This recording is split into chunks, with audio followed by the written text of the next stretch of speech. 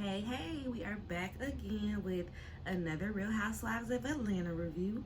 We've got season 15, episode 3. So this episode was pretty tame until we see Marlo doing the most at the end because she's Marlo. So starts off with Sheree, Sonya, and Marlo are having brunch at Sheree's house. And that same chef that she had over there, Martell thought was gonna be the threesome chick. She's over there cooking again. You know how they say Sheree don't like to pay her bills, so I'm really wondering, did she pay this lady or this lady, if they barter, did she say, you know what, just post my stuff and make sure you promo me, every time you got a meal going on over here, make sure the people know who it is, because I'm truly wondering, because Sheree don't just be getting no chef to come over for her girls to come sip tea. Girl, stop. Girl, stop. So, one thing, random side from Twitter, everybody was confused about, not everybody, but it was a handful of people confused about what she was pouring on the bread. And I'm like, y'all ain't never made no French toast. Y'all don't know how to make no French toast. Now, generally, people take the French toast, take the bread and dip it in the egg batter, but she just poured it over. It's the same thing. The bread gonna get soaked either way. So yeah, she was making French toast, y'all. So they're talking about Martell and, oh, you really like him, huh? Yeah, I really like him. And he picked me up from the airport, y'all. It's real love. Oh yeah, I love the way he showed up for you. Okay. Okay. Next we see the Pittmans, and y'all, is it me? Or do Ralph, it feel like a setup, right? The first season Drew came on, she had torn something. Well, she was in a cast, so we don't know what happened to her. I can't remember what happened, but she was in a cast because she had messed up her ankle. Her second season, they did the race out there with Sonya, and she hurt herself again, right? Why would you take her rock climbing, Ralph? You was trying to get her to hurt herself, Ralph. I'm convinced, especially since he followed up them doing that with yeah, we're gonna be just like Ike and Tina.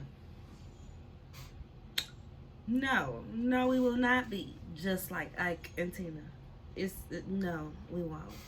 And then she's talking about her streams. She's got 30,000 streams or something like that. He's like, yeah, that's bad.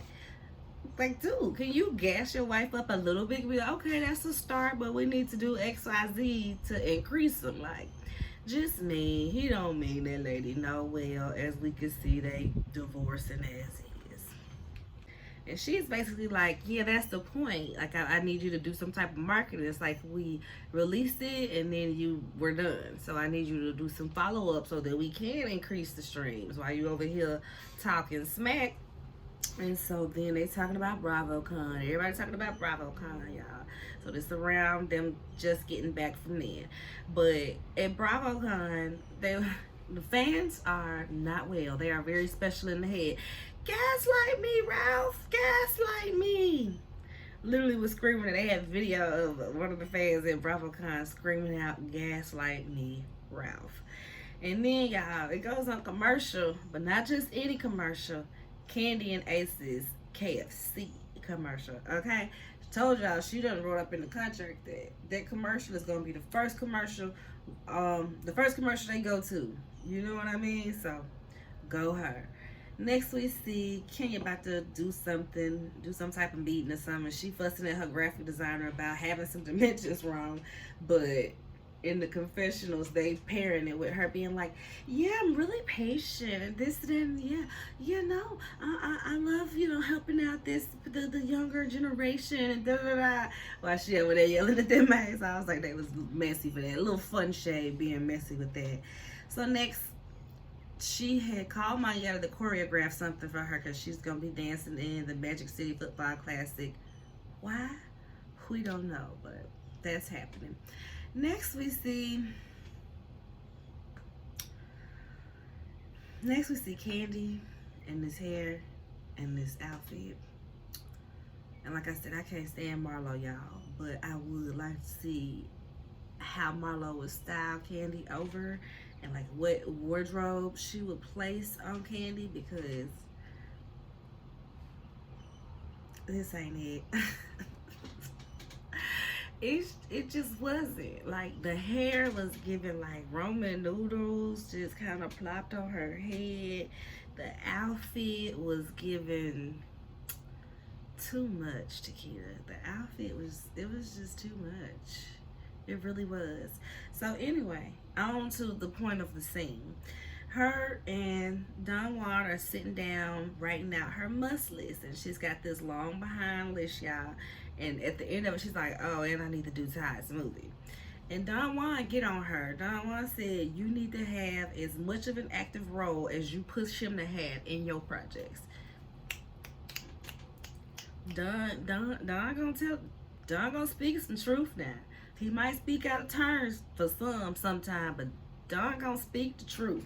And that's why I can appreciate Don Juan. He's gonna get the job done and be 10 toes down for Candy on the personal front and on the business front. He gonna hold you accountable, okay? You be forcing Todd to clear his schedule and have this and do this and that and the third. You gonna do the same for him. So don't even, his movie on the bottom, that's a problem. That's a problem, Candy. Push him on up some. So next we see Mama Joyce, y'all. Always doing the most. Mama Joyce at BravoCon, and I guess, well, for one, they're going to ask them these messy questions. Candy answer a certain way. Mama Joyce already sitting on ready. She don't mind going in on Todd for absolutely no reason. So there's that. Candy is like, they asked Candy who would be in charge of her finances, which she has said many a times that it wouldn't be her mama or her husband. It's Don Juan. Like I said, Don Juan is the one person she feels like she can trust to execute everything out fairly. Ain't no feelings and emotions in it. He gonna make sure whatever it's supposed to be is it. As we see with him telling her she needs to prioritize Todd's movie. So I'm sure Mama Joyce felt the way about that. But Candy has said that a many times. That no, why would I put my mama in charge of my money if something happened? And the thing that really kills me about it is when they initially had that conversation, Mama Joyce was like, "Now, what I'm gonna do if you go choke on a chicken bone, something happen to you, and then he just leave me out to dry. He leave me out to dry, and I don't get nothing." Not you planning for my death. Not you planning for me to die, and you can spend my money. Like, I get it. Anything could happen, but the fact that she was so quick with it, like she really sat there and thought about it. It's like, you money hungry mama. Mama Joyce is too much for me.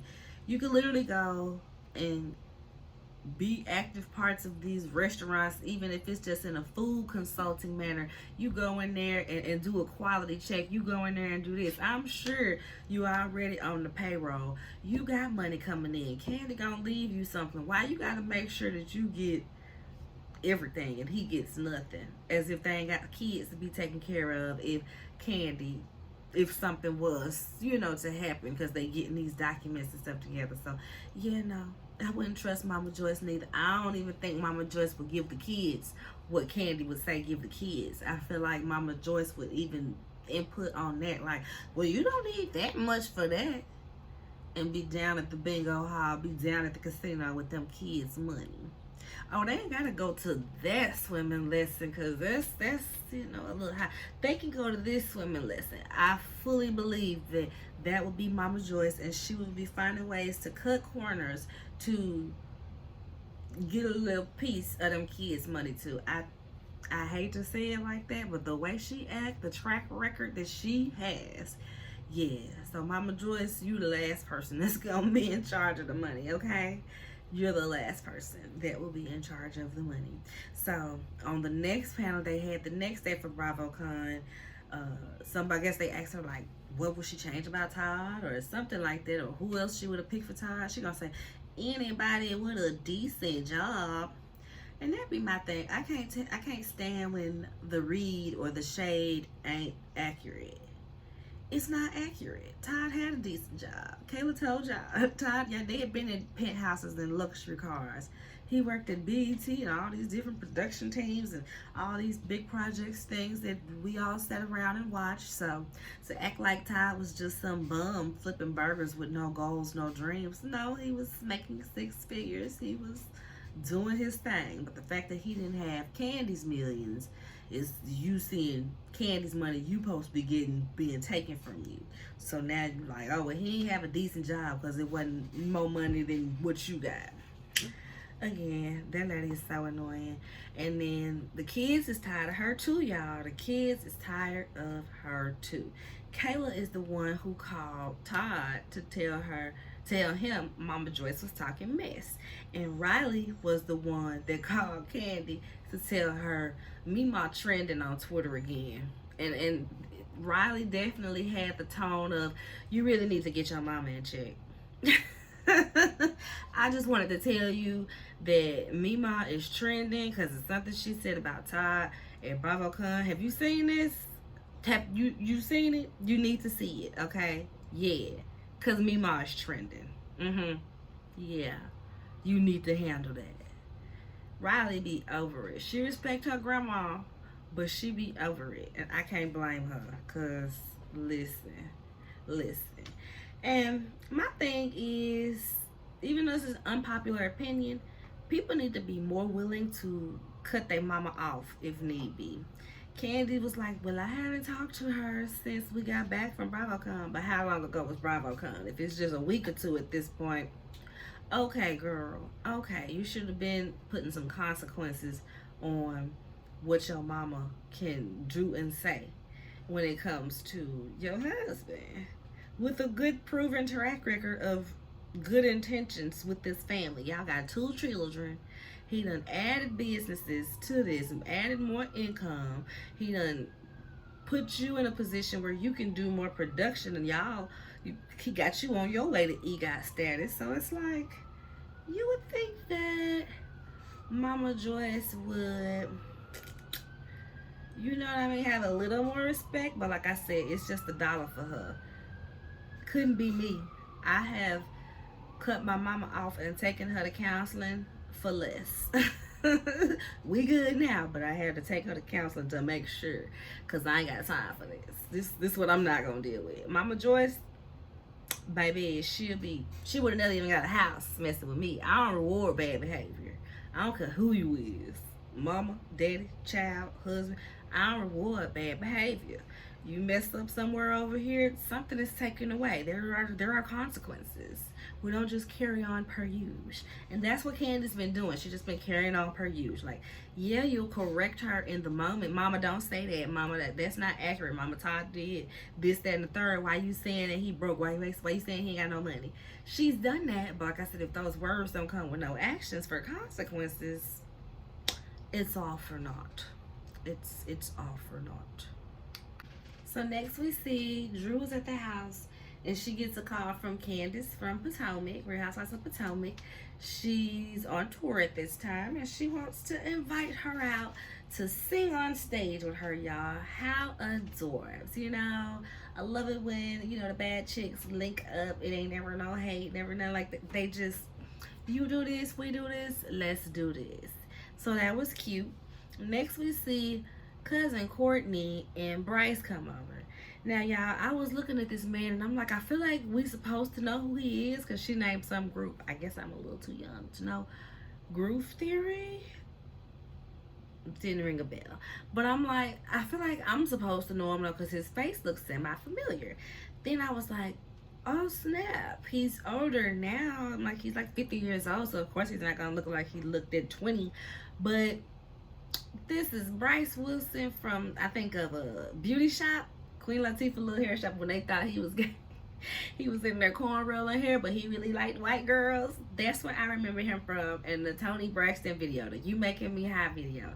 I remember him from being a video vixen, y'all. So I was like, oh snap, look at Bryce. And people were so hard on him, being so mean. Oh, he used to be fine. He used to be fine. And it's like, dang, give the brother a break. He like 50 years old now. Men don't go and get all the surgeries and the fillers that women get to keep themselves looking youthful. They just age how they age for the most part. So let that man be. He 50 years old with a grown child and seems to be non-problematic. So, I don't never remember hearing no craziness about Bryce. And when I actually looked him up, they said he was a producer too, and he actually had co-produced that song "You're Making Me Hot" by Tony Braxton, and that's why he was in the video. So go ahead, Bryce, do your thing. And so cousin Courtney and Bryce get there. They do this toast or whatever. And why does Drew call Candy in this moment to talk to Candy as if she don't know that Candy and Courtney just had this blowout the other night? So she's telling her what happened. Hey, I just want to introduce you to cousin Courtney. Yeah, we just found out this is Ralph's cousin. Candy was like, and you called me for what? You called me for that? You called me for that for? What? I never want to be messy. I don't want to, no drama with Drew. It's like, why do you have a tagline for this? Why do you have a tagline for this? Drew just be so, she forces things so much where it's like, you could be a little likable if you let random things happen organically versus forcing moments like this to, oh my gosh, I mean, I know that you guys had like a little back and forth, but I mean, I didn't think it was that deep. Why wouldn't you think it's that deep? Candy hold grudges, and Candy don't know this girl for her to be coming at her, for Candy to forgive her because she gonna have to see her around. It don't, no girl, no. So that was annoying, per usual. Next, we just see this scene of Marlo with the boys, and it was just such a random flex, because it's like, who pulls up to the mall and gets goddamn on wherever she was shopping at? Probably like Fendi, Louis, somewhere. Like, just go curbside, please. Put it in my truck. Oh, yeah, it's raining. I can't. Oh, I'm not going to get this rain.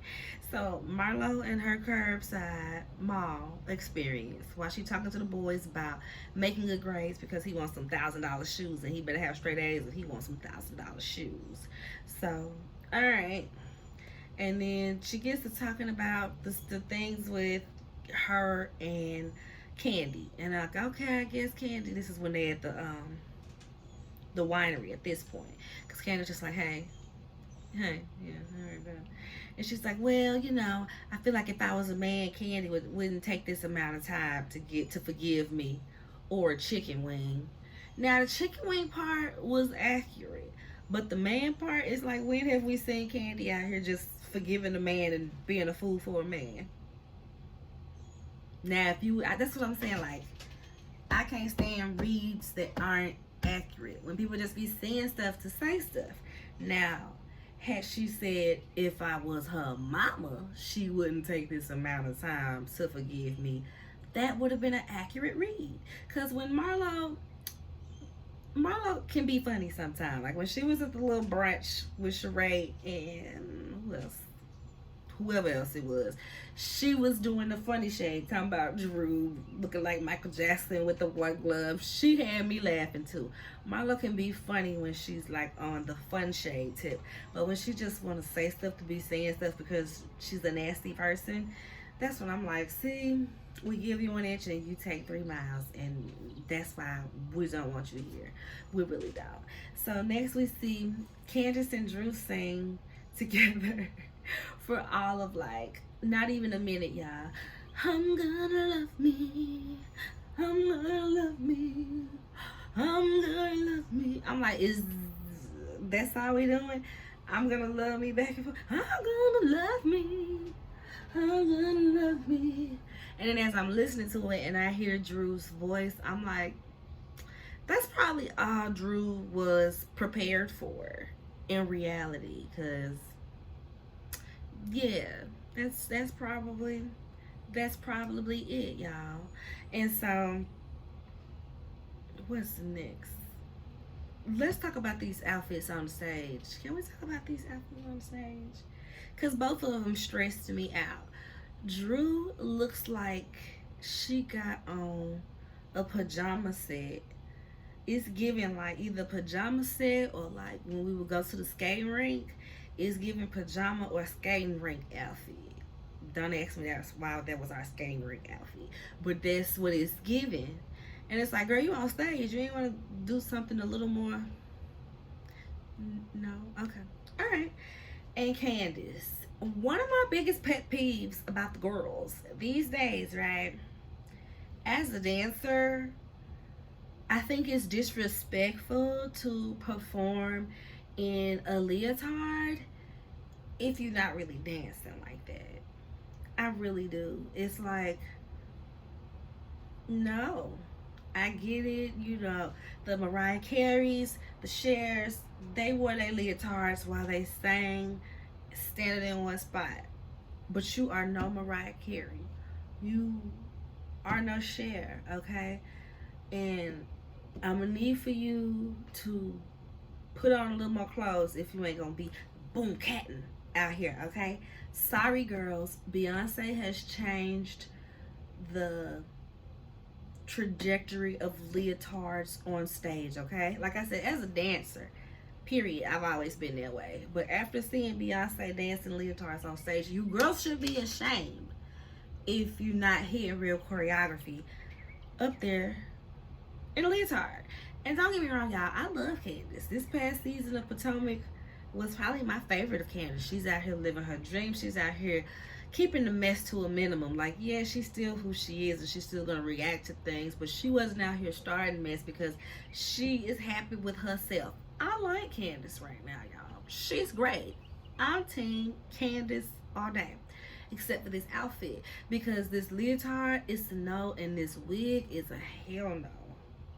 It's truly giving, I'm giving the Beyonce effect. And it's like, girl, the blonde don't even match your skin tone.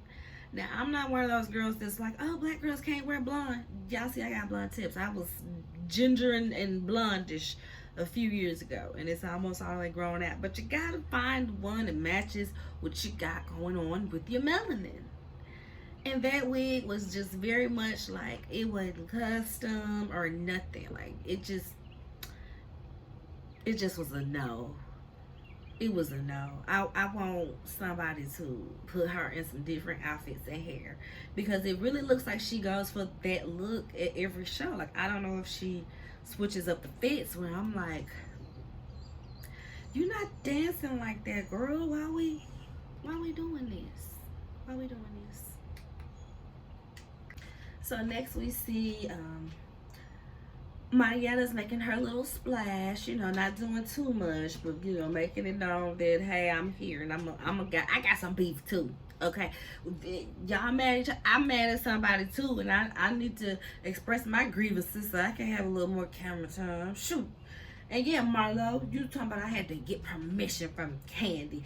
I don't like that. I feel like all I asked for was for you to be kind and respectful, and that was not that. Marlo said, okay, Marietta, anything else? And I feel like that's the energy people want Candy to give Courtney, but it's like, that ain't the energy. Like, that, I feel you, it could be that way, but some people, like I said, some people just, they grate you, and Courtney definitely has a grating personality. Even if she's not coming at you, it's just like, I could be looking at her from across the room, looking at her doing all that, like, she is so annoying. She is so, it's like, why must you do all that? So I can understand in so many ways why Courtney is met with the energy that she is from Candy. Because, like, one, you coming at me, two, you're super annoying, and now you're directing it at me. Girl, I want to slap you. I want to slap you. So I understand. Anyway, Drew asks Candy, trying to in a roundabout way, about what happened at the restaurant. Oh, we were there a couple of days before the incident. You know, how is everything? And Marlo, what incident? What incident? The shooting? The shooting? Oh, okay. Well, we can just leave, because I'm gonna just leave because apparently Candy don't want to talk about something. Whenever she don't want to talk about something, she can just sweep it under the rug. And I'm like, again, not accurate. Candy spills all the beans, too much if you ask me. But for one, It's an open case. They're pressing charges. Why would she say anything that could, you know what I mean, jeopardize this case? It's a fresh situation. It just happened. This is her nephew. This ain't just her employee. This is her nephew slash son. Because like I said, we met Melvin years ago when he got out of jail and she was trying to help him out. And he was living with her. So it's like we had met Melvin before it to know that, yeah, this is a special part of her life. So you doing the most like this is just so unnecessary. And then Candy was like, well, let's talk about the girl who face you sliced up. And da-da-da. Just all type of random back and forth, y'all. So that ends. And then we see 30 minutes later where Marlo is still there talking to Drew. And I'm like, what was the process of everybody leaving and Marlo staying behind to yell at Drew? You know what I mean? Everything just be... It'd be so contrived, y'all. Because, like, what is this scene? Why is Marlo the last one here? Just ridiculous. And she is mad at Drew basically because she's like, oh, Drew, you too scared to say the word shooting. You don't want to say the word shooting. Why do I have to say the word shooting? Like, just such insignificant details. Then she talks about how her nephew was murdered and her nephew used to work for Candy at OLG. And then she kind of brought it up in a way like as if it was something related. So me and Andrew was like, what? And then she's like, well, he was murdered at home by his roommate. Okay, so why are we mad at Candy about it? Well, when I told her, I just feel like she wasn't compassionate enough, essentially. She texted her and told her what happened, and Candy was like, dang, that's messed up, or dang, I'm sorry, something along those lines. And then she's like, and then I talked to her the very next day, and she act like she didn't know what happened, like I just didn't tell her yesterday. And it's like, girl, don't y'all do this all the time for camera's sake? Y'all literally do this all the time for camera's sake. Like, yeah, you might know this already, but you gotta give a reaction like you learning this when we learning this for the cameras. Y'all do this all the time. So why is you mad at her about that now? Just weird. Just weird, y'all. And now she's in there screaming, my nephew is dead. My nephew is dead. My nephew is dead. Screaming all in Drew's face and stuff. Just acting a nut. And for what reason? Why? Like, why are you so triggered in this moment? You know what I mean? Like, people can be triggered. That is a normal reaction to things. But in this moment, you triggered yourself by centering this conversation around the word shooting. That ain't have nothing to do with nobody. How much compassion Candy showed you had nothing to do with nobody. So you making this moment about you is just another Marlo moment. And it was just kind of like, please take her peach away. Please stop filming with her. I just be like, oh my gosh. Marlo is so draining. And even though the cast could use some revamping anyway, Marlo needs to be at the top of the list. She really does. She needs to be at the top of the list to go. Please, get her out of here. Fast. She brings nothing but unnecessary chaos to the show. It's not even like, ooh, remember Sheree? Ooh. It ain't even like that type of drama. That's the type of drama I want, where it's like, ooh, what's she finna say? Ooh, girl, they finna tell her this week what they finna say to her. No, it'd be like, oh my God, here go Marlo gaslight and being toxic and just being terrible person all around. Like, we don't need her here, y'all. We really don't. So that's the end of the episode, but I also wanted to mention Speak On It, y'all. She had A1 do Speak On It. And y'all, when A1 does speak on it, ain't nobody safe. Not even Candy. He'll go in on Candy if need be. Whether it be something she said or the fashions she be wearing. He don't care, y'all. But he cracked me up. Yeah, he just said a lot of silly stuff. If y'all don't watch Speak On It, go see Speak On It. And then the thing about it, it cracked me up, is that Marlo was like, oh, Candy never lets us in our life. Candy never tells us anything. And I look over and Speak on It, and I'm like, y'all, if y'all don't want to Speak on It, Candy and her assistant Jamie, which is the friend, ex-friend of Portia that she chased down in the alley and beat up years ago at that Christmas party, allegedly. Remember that? So that Jamie works for Candy, and she be doing her clips, doing her videos and stuff like that. And they will always edit in behind the scenes stuff that we ain't ever seen, home videos. If Candy get a call and you know it's something that could be used for whatever, just tell her side of the story, how something happened, Jamie got that camera out like, it don't matter if Candy is in the middle of makeup chair, if she got a half a bite of food in her mouth, baby, that camera is gonna be right there to capture the moment. And on this Speak on It, that moment was Riley calling Candy to let her know, yeah, Mima, what I was talking about earlier, that was in the Speak on It. Yeah, your Mima is trending. Yeah, Mima is trending. You need to get her. You need to get her. So y'all gotta watch the Speak on It, because if you filling in some of the blanks sometimes, because she'll have different people on there from the episodes that, you know, whoever was centered on it. So yeah, it'll be interesting sometime. And they was on Drew about how little she sang, right? And so Don Juan ended up calling her on the Speak on It to ask her, like, girl, why you do that little bitty 1, 2, 3? And why you get people out their house out the bed to come see you do that? She was like, I wasn't on the bill. I wasn't getting paid for this. This is just to let people know, yeah, I sing, get a little exposure, but I wasn't getting paid, so I wasn't gonna be singing all that. And so that's real. That's real. So that's the end of episode 3, y'all, with the episode and the Speak on It.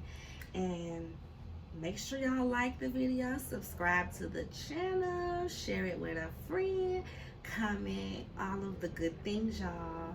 Bye bye.